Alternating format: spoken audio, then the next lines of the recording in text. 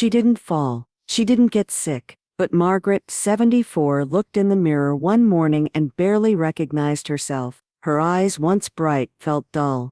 Her skin, tired. What changed? Not her medications, not her genes, just her mornings. In this guide, we'll uncover 5 everyday habits quietly speeding up aging in women over 70. You'll follow Margaret's story and discover how simple shifts brought her energy back. It all started with one thing she didn't drink.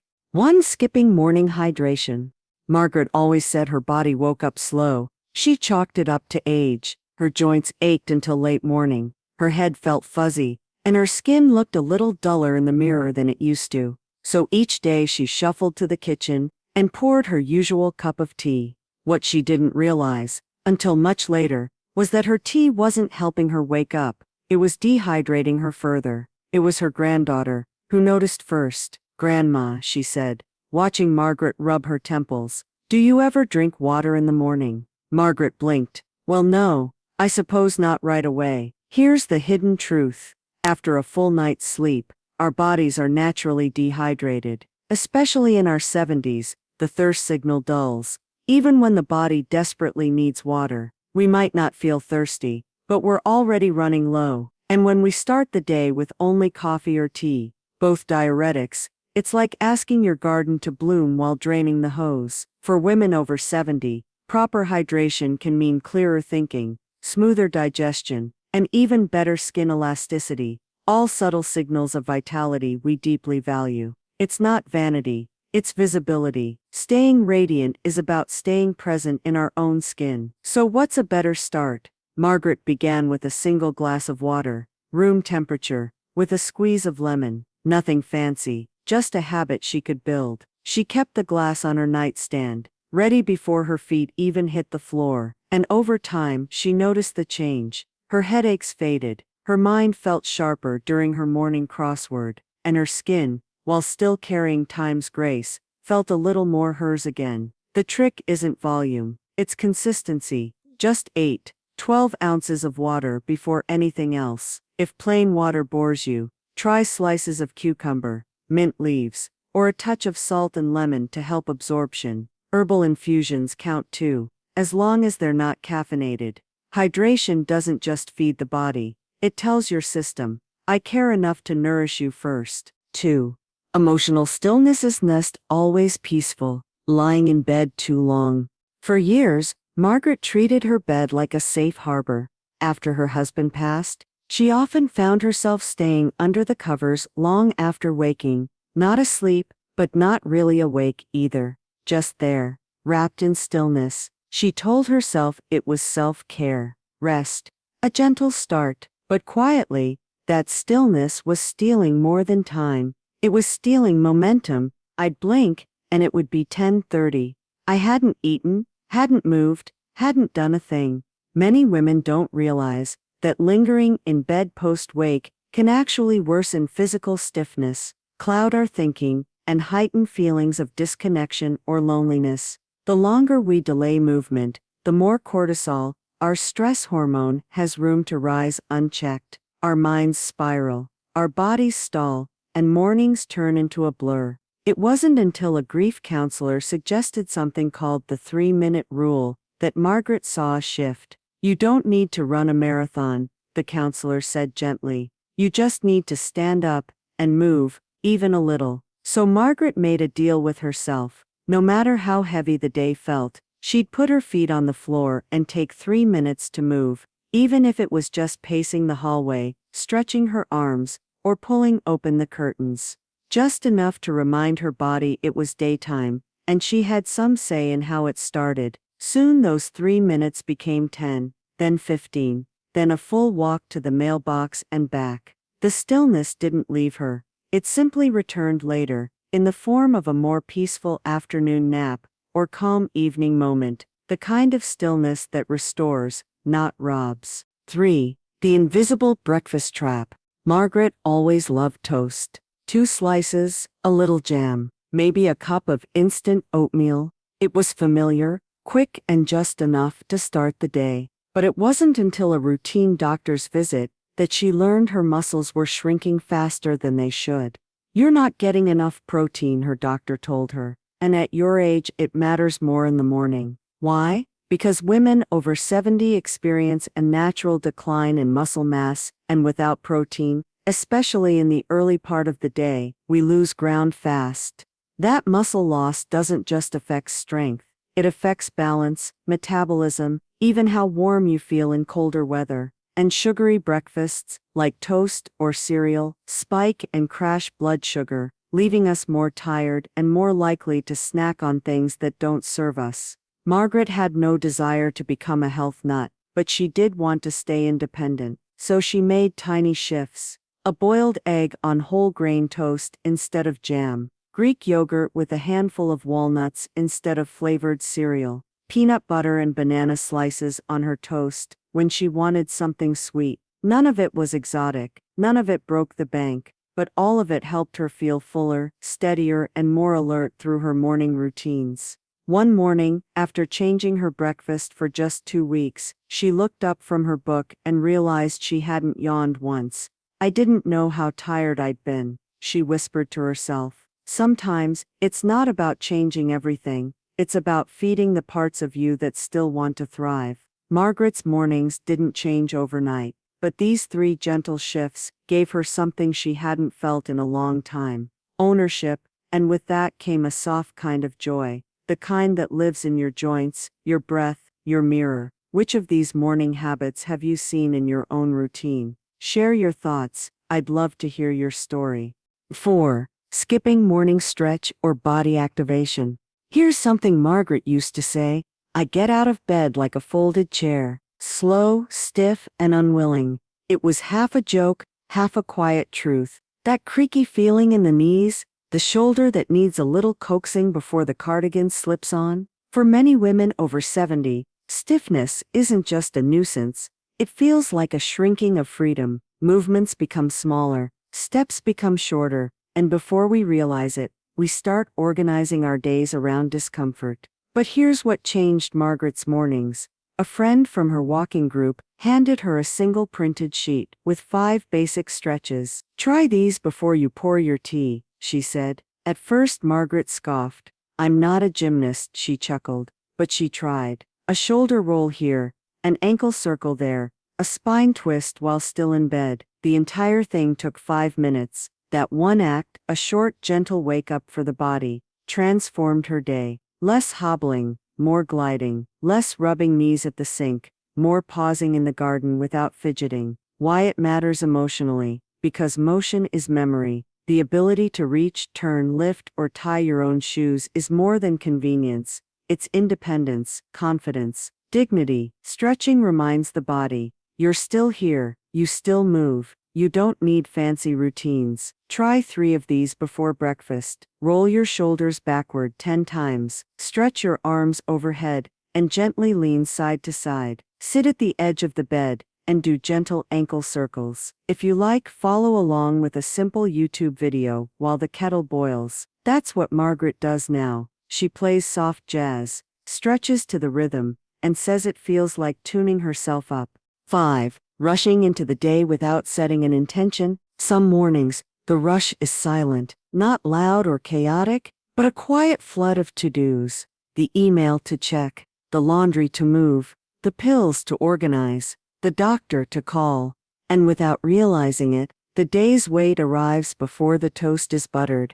Margaret used to call it slipping into the day. No ceremony, no anchor, just reacting. But during a women's circle at her community center, someone shared a simple practice: setting a daily intention. Not a long journal entry, not a to-do list, just a quiet moment to ask, how do I want to feel today? At first, Margaret struggled. The answers didn't come easily. Calm, maybe, or present. Some days it was useful, and others, just gentle, and something magical happened. Her brain, tired of rushing, finally had a compass. When the phone rang too long, or a neighbor's words stung, she returned to her word. Gentle, she'd say. And suddenly she had a framework to respond, not just react. This isn't about perfection, it's about choice. And that emotional shift, that's everything. If you want to try it yourself, start here. Take one deep breath. Before you rise, ask yourself, what do I need today? Choose one word, repeat it aloud, write it on a sticky note. Women in Margaret's book club now share their words over tea. Some keep a jar of them on their windowsill. It's a ritual that feels small, but becomes a thread of peace that runs through the day. Intention doesn't erase hard moments, it gives them shape. It gives you shape too. 6. Starting the day without touch or sound.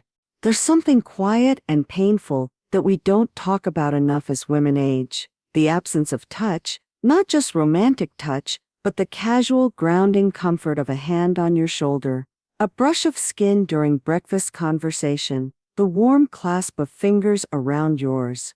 Margaret noticed it the most in winter. No one hugged, visitors wore gloves, even her cat kept to herself. The mornings felt clinical, and with that silence came another. The absence of familiar sound, a partner's footsteps, a kettle clinking, music from the next room. That kind of silence can make a woman feel like a ghost in her own home. So Margaret made a conscious change. She reintroduced sound and touch on purpose. She began her mornings by rubbing lotion into her hands and forearms, slowly, intentionally. It's like telling my skin it still belongs to me, she said. Then she started playing music from the radio, old jazz, her favorite. She even recorded her late husband's humming, and sometimes played that, just for the comfort. If you're feeling the ache of absence, try this. Use scented lotion and give yourself a light hand massage. Hold a warm mug in both hands and feel its weight. Play familiar sounds, music, recordings, or even morning bird song. This tip might seem simple, but it carries so much emotional weight. Because as we age, touch and sound become anchors to memory, presence, and identity. Margaret no longer feels invisible when she greets her morning. She feels held. The smallest rituals can have the deepest roots. From how you stretch to how you speak to yourself, to the warmth of lotion on your palms, each is a form of care that whispers, "You matter." Now tell me, which of today's tips spoke to your heart? Is there a small ritual you already love, or one you're thinking of starting? Let's inspire each other in the comments. 7. Forgetting to look in the mirror with kindness. Margaret used to pass the hallway mirror without much thought. Sometimes she'd glance at it, more often she didn't. And when she did, it was rarely kind. A sigh, a wrinkle she swore wasn't there last month, a tug at her blouse to cover her neck. It's easy, isn't it, to stop seeing ourselves, to only notice what's changed, what's sagged, faded, or slowed. But here's a secret, many women forget. How we look at ourselves each morning quietly decides how we move through the day. Noticing your reflection is not vanity. It's visibility. It's saying, I'm still here. And I'm worthy of being seen, even by myself. Margaret learned this one day after her granddaughter left a sticky note on her mirror. It read, "You still have the kindest eyes." That morning, Margaret smiled at herself. Not because the wrinkles vanished, but because someone saw beauty in her that she had forgotten to look for. So she started a new ritual. Before brushing her teeth, before doing her hair, she stood at the mirror and said one kind thing out loud. Try it. Even if it feels silly. I'm proud of you. You're strong. You made it through hard things. Your reflection isn't a verdict. It's a reunion, and kindness is the invitation. 8. Wearing the same clothes every morning without intention. Let's talk about the everyday uniform. You know, the one, soft slacks, that dependable cardigan, maybe a scarf you've had for years. There's comfort in repetition. Margaret swore by her breakfast sweater, a beige zip-up she wore so often. The sleeve was permanently creased, where she rested her spoon. But one morning, she saw an old photo of herself from a church gathering. A bright blue blouse, lipstick, earrings. I remember feeling alive that day, she said.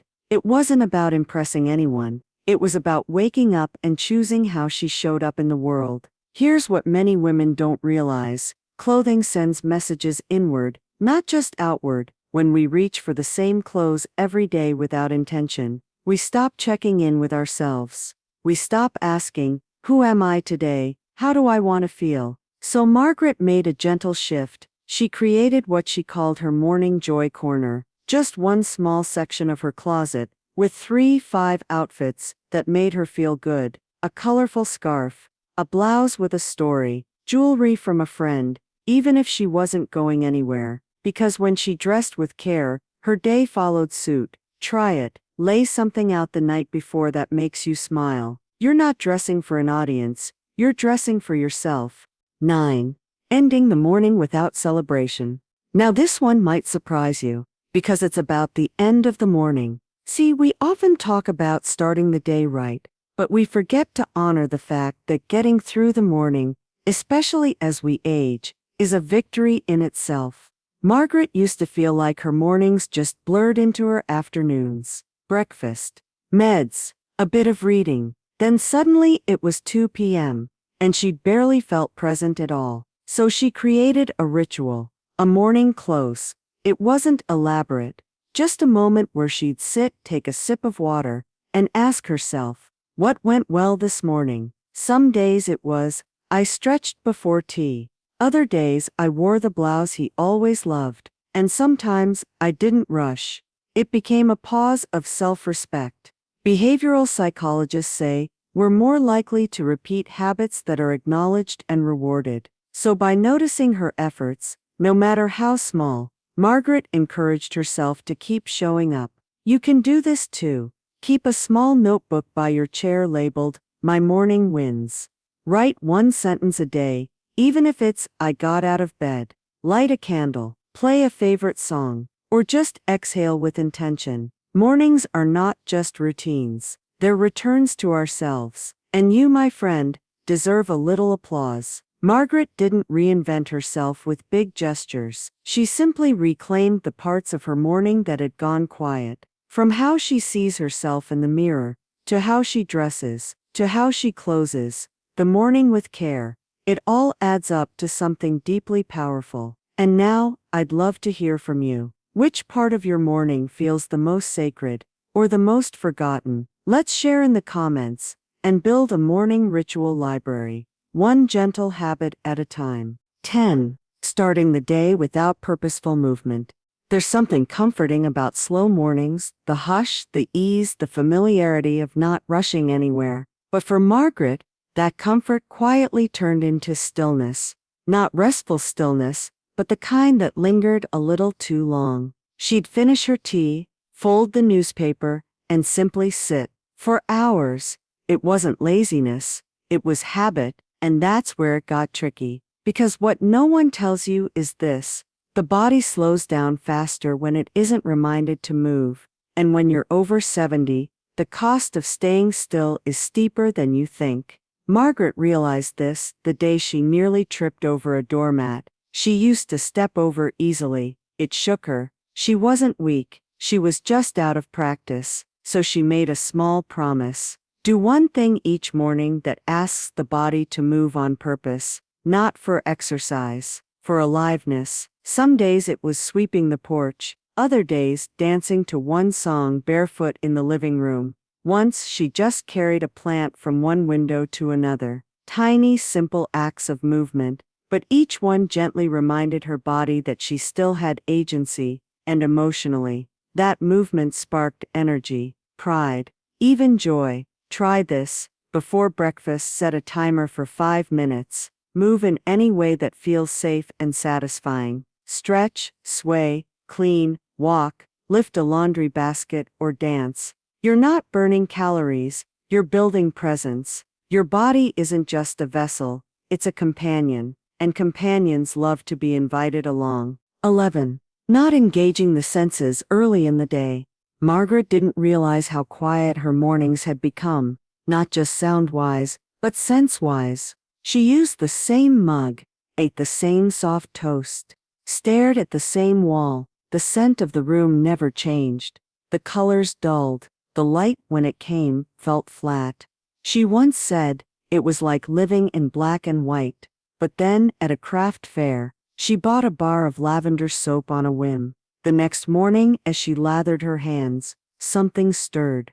A memory, a feeling, a spark. That's the power of sensory activation. We're sensory beings, especially women. Smell, taste, touch, color, and sound anchor us to the moment. And after 70, when routines become repetitive, those anchors can fade fast. So Margaret began to engage her senses intentionally each morning. She switched her breakfast napkins to colorful patterns. She added cinnamon to her oatmeal. She rubbed a scented oil into her wrists before stepping outside. She played ocean sounds while brushing her hair. These weren't grand changes, but they reminded her, I'm not just existing, I'm experiencing, and the emotional benefit, a fuller life, a sense of being more awake, more in it. If you've been feeling numb or gray, try this. Pick one sense each day to wake up with love. Sight, wear a color you haven't touched in months. Touch, use a different texture. Linen, wool, cool stone. Smell, citrus, mint, fresh coffee. Taste, something zesty, crunchy or warm. Sound, a favorite voice, melody, or birdsong. Aging doesn't mean fading. It means refining the way you feel life. 12. Starting the day with passive consumption instead of creative expression. We often think of creativity as something for artists, but in truth, it's a muscle we all have and need to use, especially after 70. Margaret didn't consider herself creative. I was a teacher, she said. I taught facts, not poetry. But she always loved arranging her garden, choosing fabrics, writing birthday cards in careful loops. Then came the pandemic, and with it, the quiet erosion of creative outlets. No visitors, no cards, no garden center runs. She filled the silence with news, puzzles, and passivity. One day, her neighbor gave her a blank notebook. Write anything, she said.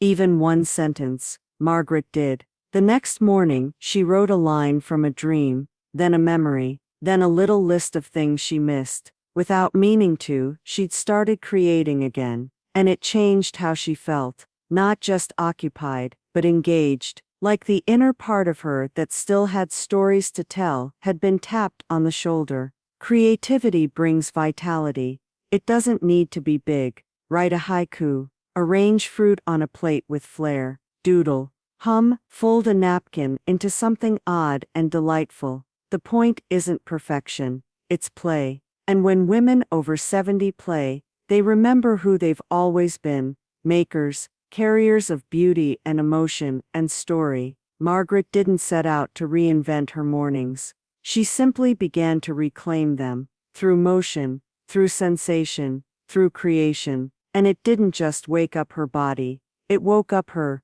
Now I'd love to hear from you. Which sense do you want to wake up more often? Or, what's one small way you create in the morning, without even realizing it? Let's share and gather new morning sparks in the comments below. 13. Ignoring spiritual or reflective anchors in the morning. For decades, Margaret's mornings began the same way, a whisper of prayer, just after swinging her legs over the side of the bed. Nothing long or grand, just a simple, thank you. I'm still here. But over time that ritual faded. Life got noisier. Even in retirement, schedules shifted, the world's pace seeped in, and soon enough, the whisper was gone, replaced by morning noise, news, and the low hum of to-do lists. One morning, during a stormy week that left her restless and uneasy, she felt a tug, a need for stillness, not silence, but something deeper, a sense of connection that had frayed. She returned to her morning prayer, but this time, she made it tactile. She lit a candle. She held her late husband's old pocket watch in her palm. She whispered her morning words, eyes closed, breathing slowly. This wasn't religion, it was remembrance, a spiritual anchoring, a quiet recentering of self. Many women over 70 carry invisible weight, memory loss, legacy. A few minutes of spiritual or reflective pause can offer more than calm. It offers emotional alignment. If faith guides you, return to your rituals. If not, try reading a comforting quote, journaling one hope for the day, sitting in gratitude for the smallest thing. This isn't about being zen, it's about being home, even before you step into the day. 14. Dismissing morning discomfort as just age, instead of listening to it, there's a quiet voice in our bodies, one we've learned to ignore. For Margaret, it was a slight throb in her foot when she stood. Just a bit of shoulder tightness when pouring water. Oh, just age, she'd say. This is normal. And yet, why do we accept pain as a permanent roommate? Here's the truth. Pain is a signal, not a sentence. And ignoring those whispers can turn them into shouts. Margaret finally paid attention when her morning stiffness turned into afternoon limping. A simple visit to the physiotherapist, a change in her chair cushion, a new supportive pair of slippers, and within weeks the difference was noticeable. She hadn't reversed time, but she'd finally responded to it. Here's why this matters. Acknowledging discomfort honors your body's effort to care for you. It's not weakness to listen, it's wisdom. Try this. The moment you stand up each morning, pause. Where does it ache? Where does it pull? Write it down for a week. Patterns emerge, and once you see them, you can act. Whether it's stretching, switching footwear, or asking your doctor about posture, you deserve comfort, not because you're older, but because you are you. 15. Ending the morning without looking ahead with purpose. Here's a surprising truth about mornings. They're not just the start of a day, they're the start of your mindset. Margaret, like many of us, had slipped into a habit of drifting. Once the tea was gone and the dishes were clean, the rest of the day just happened to her. No compass, no direction, just the next thing, then the next. But one afternoon, after rereading an old letter from her sister, she realized something. She missed anticipation, so she began a new ritual. Right at the end of her morning routine, before lunch, she'd ask herself, what am I looking forward to today? Just one thing, a book chapter, a walk, a phone call, even watering the garden with her favorite song playing. Suddenly, the rest of the day had color, texture, something to walk toward. Emotionally, this did something powerful. It gave her control, not over time, but over how she filled it. Try this. Write one sentence each morning. Today, I will enjoy underscore underscore underscore underscore underscore underscore underscore underscore underscore. Say it aloud, with a smile, even if no one's listening. Let that joy guide your choices, even just a little. This is your story, your canvas. You get to pick a shade that delights you. Each of these final morning touches isn't about productivity, they're about presence. The spiritual, the physical, the purposeful, each piece reminding you you are still writing this day. Now tell me, dear friend, what do you want the rest of your day to feel like? Share your thoughts in the comments. I'd love to know what you're stepping into, one beautiful morning at a time. So next time someone tells you aging is just inevitable, wink and say, sure, if you skip water, stiffen like a statue, and dress like a sock drawer. These tips are your morning secret weapons. Drop your favorite in the comments. Let's age brilliantly, one joyful sunrise at a time.